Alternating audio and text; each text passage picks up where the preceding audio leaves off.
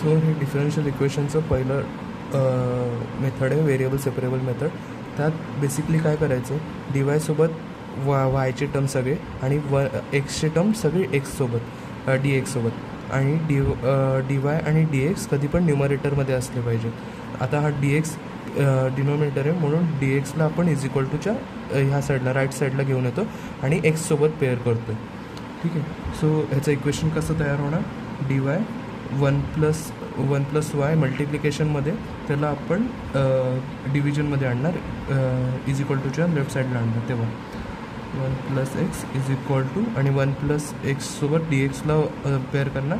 So D x डिनोमिनेटरमध्ये तर तो न्युमरेटरमध्ये जाणार. D x 1 + x. आता हे व्हेरिएबल सेपरेट झालेत, आता ह्यांना इंटिग्रेशन करणार. So 1/1 + x dy is equal to integration of 1 + x dx. आता ह्याचं 1 + yचं इंटिग्रेशन काय येणार, log 1 + y is equal to. आता हा log 1 + y का आला, आपण हा लॉग कधी पण घेतो जेव्हा ह्याचं ह्या इक्वेशनचं डिफरन्शिएशन वर असेल तर लॉग यूज करतो. जसं आता 1चं डिफरन्शिएशन काय झालं 0 + वायचं डिफरन्शिएशन काय झालं 1, तर आपल्याकडे व्हॅल्यू 1 आहे. सो आपण लॉग यूज केलं 1 + y. आणि त्याच्यानंतर इथे इंटिग्रेशन आपण प्लस साईन आहे तर इंटिग्रेशन आपण दोघांना देणार. 1 dx plus integration x dx. So ह्याचं 1चं इंटिग्रेशन काय होतं x होतं प्लस एक्सचं इंटिग्रेशन होतं x 1 + 1/2 plus c is equal to x² 2 + c असंच आपण यूज करतो जेव्हा आपण इंटिग्रेशन करतो तेव्हा लास्टला आपण c यूज करतो. मला लॉजिक नाही माहिती. अजून एक सेम मेथडचा सम बघूया, व्हेरिएबल सेपरेबल मेथडचा. डी वायसोबत वायचे टर्म्स पेअर करायचे. 1 + y² डिनोमिनेटरमध्ये म्हणून तो न्युमरेटरमध्ये येणार, इज इक्वल टूच्या लेफ्ट साईडला आणलं तर.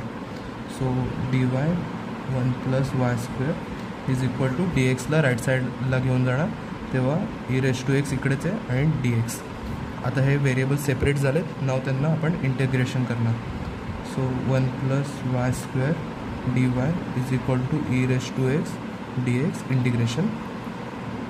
ह्यांना आपण सेपरेट करतो. आता हे माहितीच आहे 1चं आपल्याला इंटिग्रेशन x आहे म्हणून डायरेक्टली करतो आहे मी. x + y³ 2 + 1 आणि इथे 3.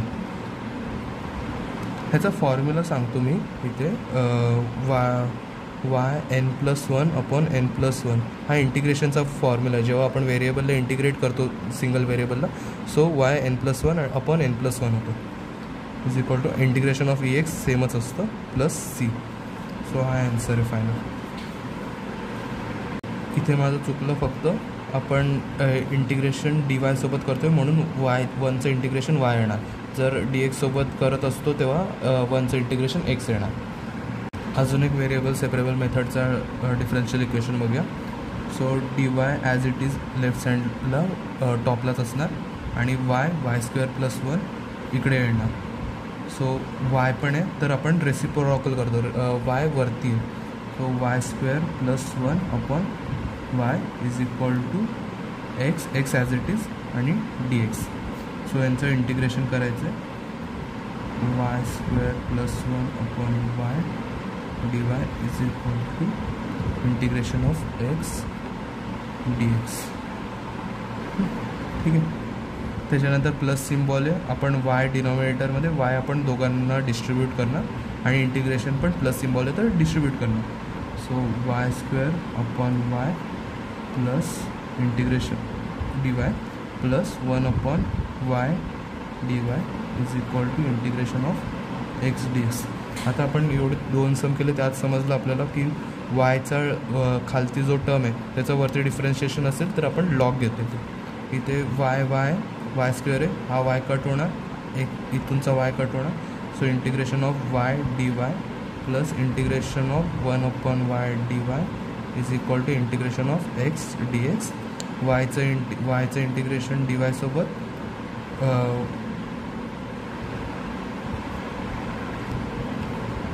वाय n+1/n+1 हे मी करून दाखवतो आहे असंच फक्त डायरेक्टली आपण करू शकतो. वाय n म्हणजे 1 आहे इथे, y2/2 plus log of y is equal to x² 2 same logic आहे प्लस c.